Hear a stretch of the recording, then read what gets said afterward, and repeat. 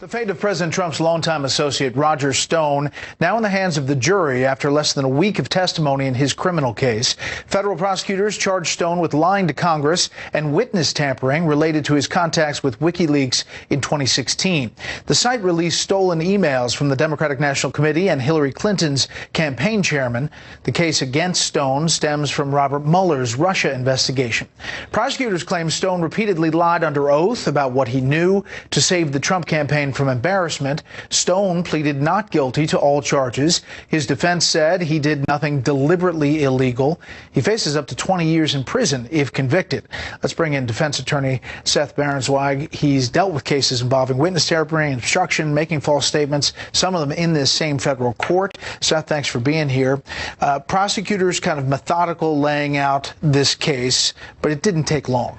No, it wasn't long because it wasn't complex. It's a pretty simple case. It was tried in a very narrow manner, and as it turned out, Roger Stone's biggest problem in the case in terms of the evidence was Roger Stone, because his own words were used against him, his own texts were used against him, the very documents that he told the congressional committee that he didn't have, he did, the very things that he said he didn't do. Witnesses came in, including senior officials from the Trump campaign, and said that he was, quote, the point of access to WikiLeaks. So at the end of the day, he was really his biggest own problem with respect to the prosecution of the case. So what was the defense argument? Well, the defense argument was, first of all, it was very quick because they really didn't put on any he didn't affirmative. go on the stand. That's exactly right. They just replayed about 50 minutes worth of the tape, and that was an interesting way to get his voice into the jury. But their argument was saying that the action was somewhat retaliatory, but that he didn't really have underlying fraudulent intent because the president had already been elected, and therefore, what would have been the point for him concealing that? I think that's an interesting argument, but it really isn't pertinent to the direct issue of whether he made a false statement under the False Statements Act. Obviously, if you make a false statement to federal investigators under oath, it's clear, right. But there would be an argument from the defense side that Robert Mueller didn't get the big fish, so he's going after the little fish. Did they make that argument? They did make that argument, and they said that since the overall scope of the subpoenas should have been reliant upon Russia, and there was no Russia finding,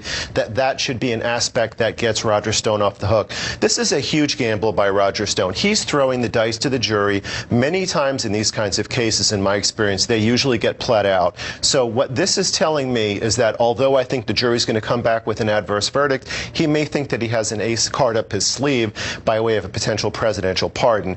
It's a very big gamble. We'll know as early as tomorrow afternoon whether that gamble is going to pay off. And yeah, politically, there's all kinds of calculations if that would happen. But as you say, the jury takes this likely pretty soon it comes back? Yeah, I think so. They have been deliberating for about 3 hours now. They have to select a foreman. They go through the evidence. Juries historically love to finish by Friday afternoons because that means that they get to go home and they can be with their families and they don't have to come back. Don't be surprised if you see a verdict by about 4 p.m. tomorrow afternoon. At the latest, we'll know the bottom line early next week. You know, lawmakers act the same way. They want to go home, too. Yeah, Seth, thank you very much.